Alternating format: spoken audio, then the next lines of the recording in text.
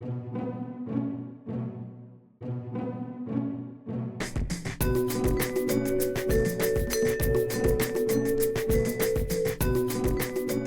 I'll confess when reading the recent Pew Forum study on why young people are leaving the Catholic faith, I just kind of sighed in exasperation.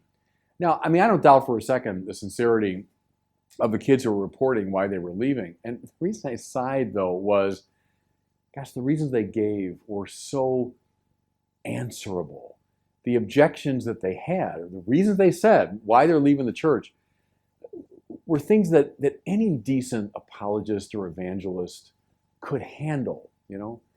And what's happened, I think, the last 50 years or so is the Catholic intellectual world has largely dropped the art and science of apologetics, responding to the objections to the faith coming from the outside.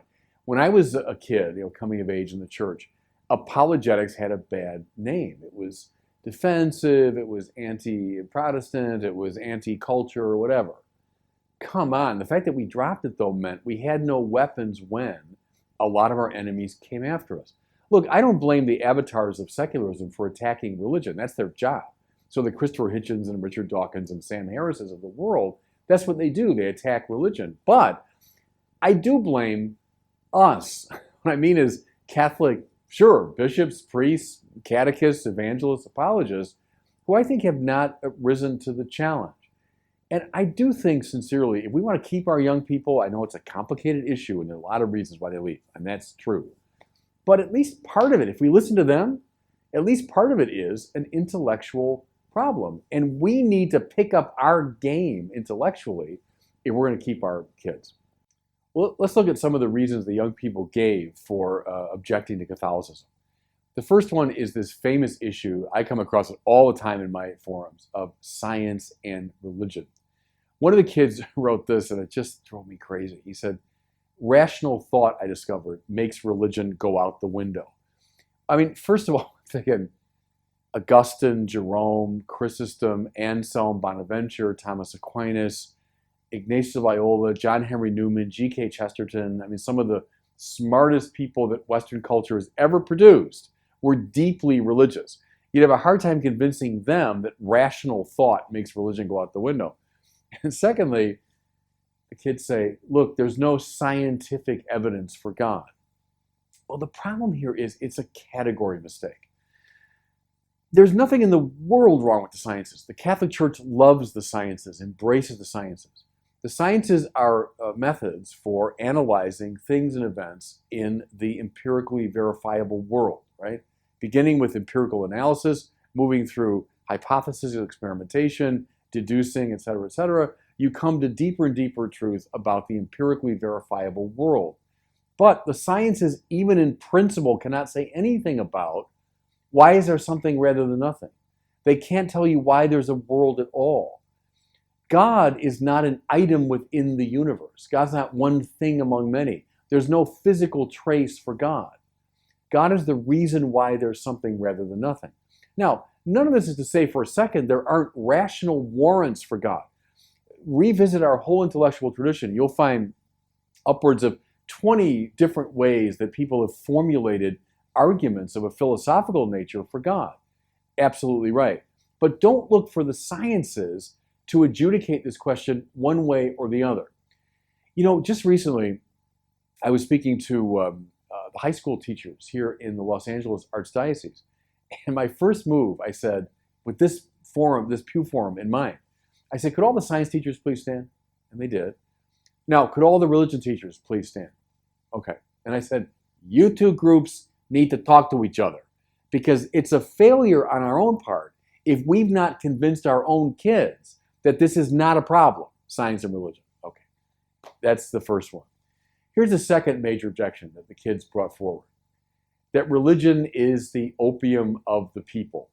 Now, that little phrase, as you know, is from Karl Marx.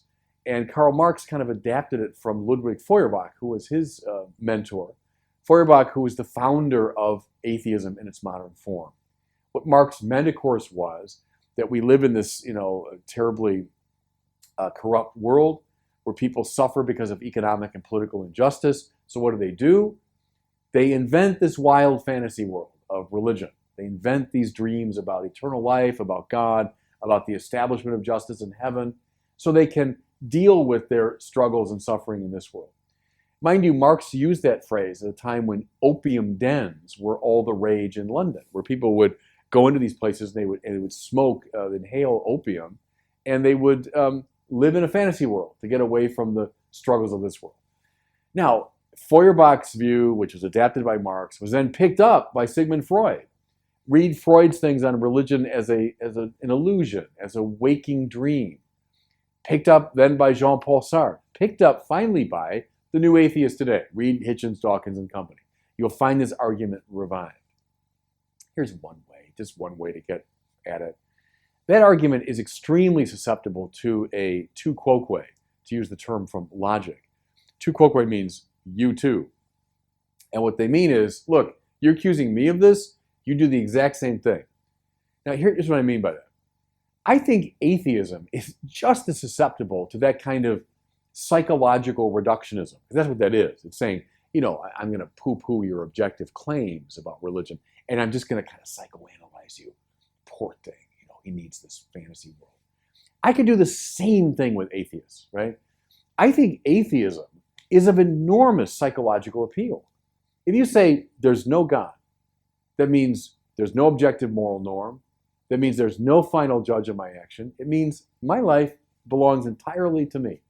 I don't know about you, but that's pretty psychologically attractive. Why couldn't I say atheism is a wish-fulfilling fantasy? Now, here's the ultimate point. Why don't we just admit that those two moves cancel each other out? Now let's get back to serious argumentation.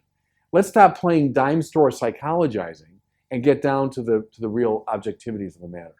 So that argument I find extremely weak. Here's a third one that the young people mention. Up and down the centuries, Christians have behaved really badly. There are a lot of examples of bad Christians. Now, let's go back to, Crusades and the Inquisition and Galileo, and if you want to do witch hunts and the whole bit, bring it up to date, sex abuse scandal.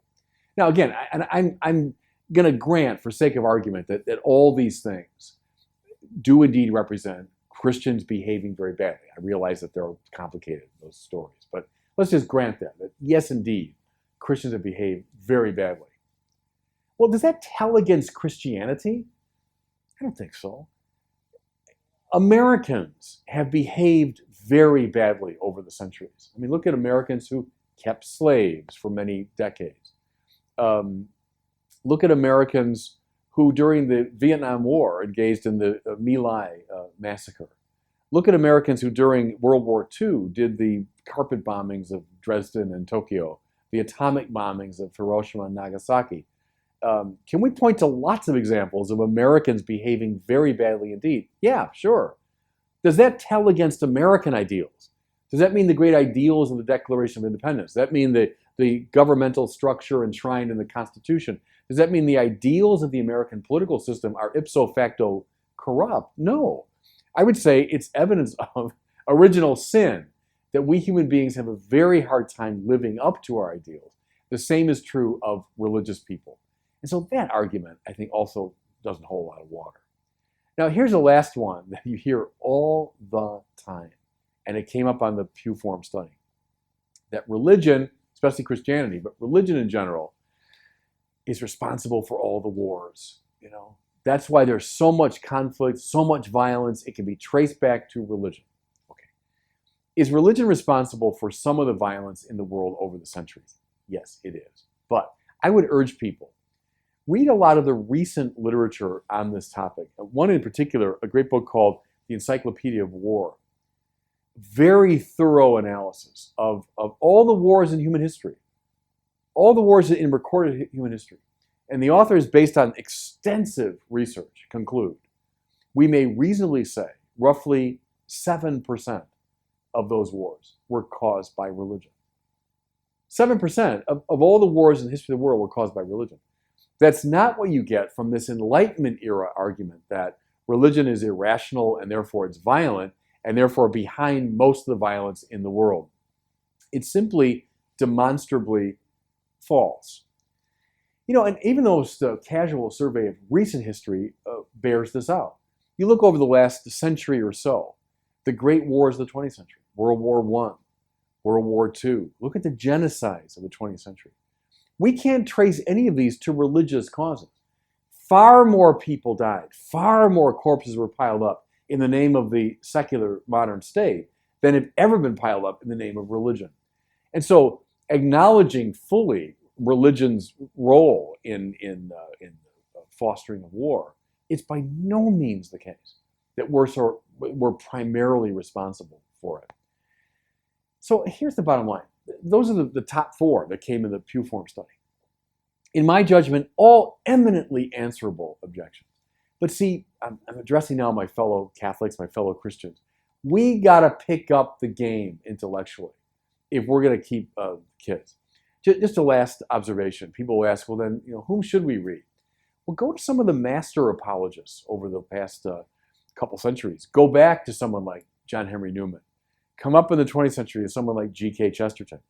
For something a bit more readable, read Frank Sheed, read Fulton Sheen, read C.S. Lewis. Today, read someone like Peter Kraft. These are all wonderful sources for dealing with these classic apologetic issues. And then I think we got a better chance to hang on to these kids that are leaving the church.